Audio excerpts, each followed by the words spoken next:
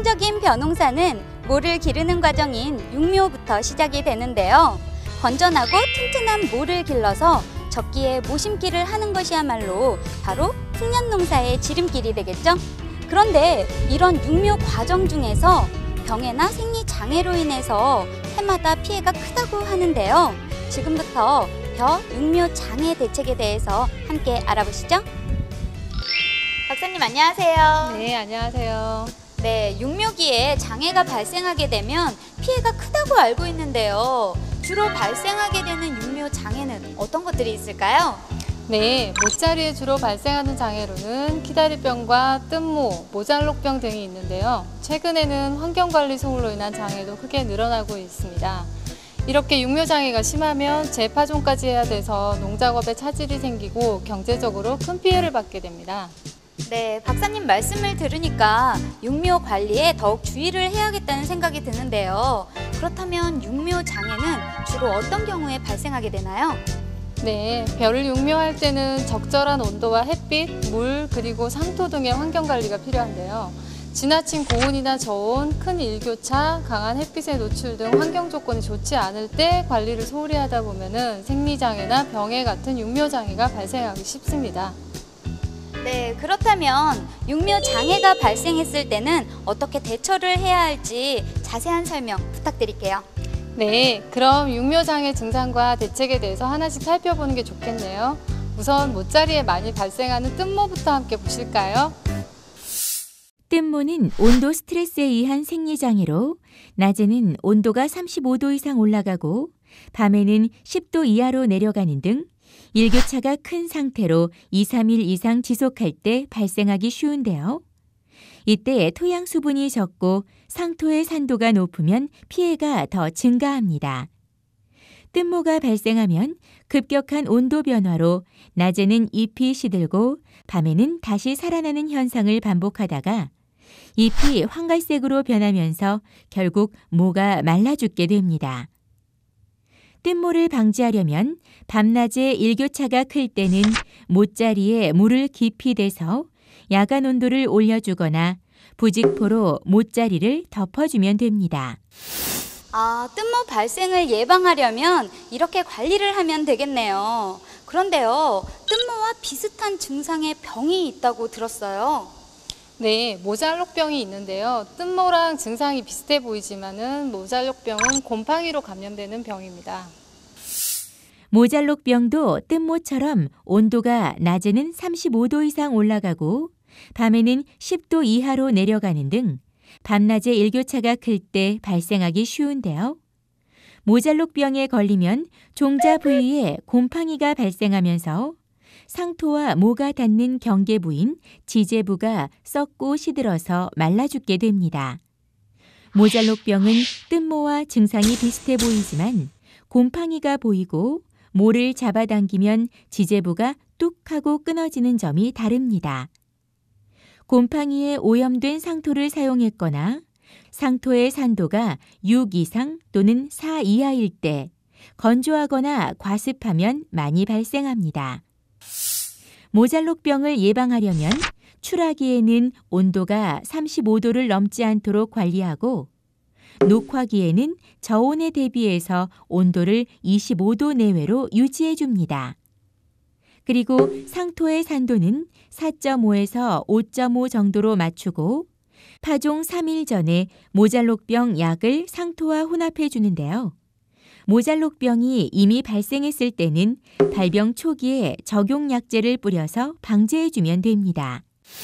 네, 박사님께 모잘록병 관리 방법에 대해서 들었는데요. 그렇다면 특별히 주의할 점은 없을까요?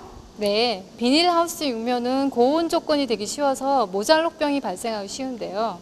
하우스 육묘나 비닐 피복 육묘 시에는 통풍 관리를 철저하게 해야 합니다. 네, 정말 꼭 주의를 해야겠네요. 그런데요, 육묘기에는 햇빛이 강해도 장애가 발생한다고 알고 있어요. 사실인가요? 네, 출하 시 햇빛 때문에 발생하는 백화묘란 장애가 있습니다. 육묘 시기는 벼가 아직 어려서 적당한 햇빛이 필요한데요. 출하 직후 싹이 갑자기 강한 햇빛을 받으면 엽록소가 형성되지 못해서 잎이 초록색으로 변하지 못하고 하얀색으로 남아있는 백화묘 현상이 발생합니다. 백화묘를 예방하려면 출하 후에 반나절이나 하루 동안 그늘막 또는 부직포로 햇빛을 가려줘서 싹이 초록색으로 된 다음 치상하거나 온도가 20도 이하가 되지 않도록 보온을 잘 해줘야 합니다. 네, 백화묘 발생을 막으려면 모 생육에 알맞도록 햇빛을 잘 관리해야겠네요. 그렇죠. 잘 이해하셨네요. 네, 그렇다면 박사님, 육묘 과정에서 주로 발생하게 되는 병들은 이제 다 살펴본 건가요? 네, 종자 전염에 의해서 발생하는 키다리병의 피해도 매우 큰데요. 한번 자세히 보실까요? 최근 증가하고 있는 벼 키다리병은 육묘기의 환경과 관계없이 종자 전염으로 발생하기 때문에 각별한 관리가 필요한데요. 종자로 병원균이 전염되며 잎색이 연해지고 모의 키가 비정상적으로 웃자라다가 말라 죽게 됩니다. 키다리병을 예방하려면 발생 상습 지역에서 생산된 종자는 사용하지 말고 종자 소독을 철저히 한 후에 파종해야 합니다. 또한 친환경 재배 시에는 냉수 온탕 침법으로 소독하는 게 좋습니다. 네, 육묘 과정에서 발생하게 되는 생리장애나 병들은 이제 잘 알겠는데요. 상토나 상자 등 육묘 자재를 잘못 사용해서 발생하게 되는 피해도 있다면서요? 네, 상토를 잘못 써서 발화가 잘 안 되거나 생육이 부진하는 등 여러 유형의 육묘장애가 발생하는 경우가 있습니다. 요즘은 대부분 시판 상토를 많이 사용하는데요. 시판 상토는 종류별로 재료와 물리성이 달라서 반드시 주의사항을 숙지하고 사용 경험이 있는 농가나 농업기술센터에 문의해서 사용하는 게 좋습니다. 특히 경량상토와 편한모 상자를 사용할 때는 물 관리에 주의해야 합니다. 시판 상토가 아닌 자가 상토를 제조할 때는 반드시 토양의 중금속이나 제초제의 오염 여부를 확인해서 흙을 채취하고 산도를 4.5에서 5.5로 교정해서 사용해야 합니다. 네, 박사님. 지금까지 육묘 과정에서 발생하게 되는 주요 장애나 또 대책을 알아봤는데요. 이 외에 주의할 점은 없을까요? 네, 병이 발생하지 않는 튼튼한 모를 기르기 위해서는 종자 준비 단계부터 각별한 주의를 기울여야 합니다. 먼저 좋은 종자를 구하는 게 중요합니다. 되도록 정부에서 보급하는 종자를 사용하는 게 좋고 자가 채종할 때는 채종용 포장을 따로 관리하는 게 바람직합니다. 또한 소금물 가리기를 하고 종자 소독을 철저히 해야 합니다. 파종 전에는 싹 틔우기를 잘하고 베개에 뿌리지 않도록 하며 이양 시기에 맞춰 파종하도록 합니다.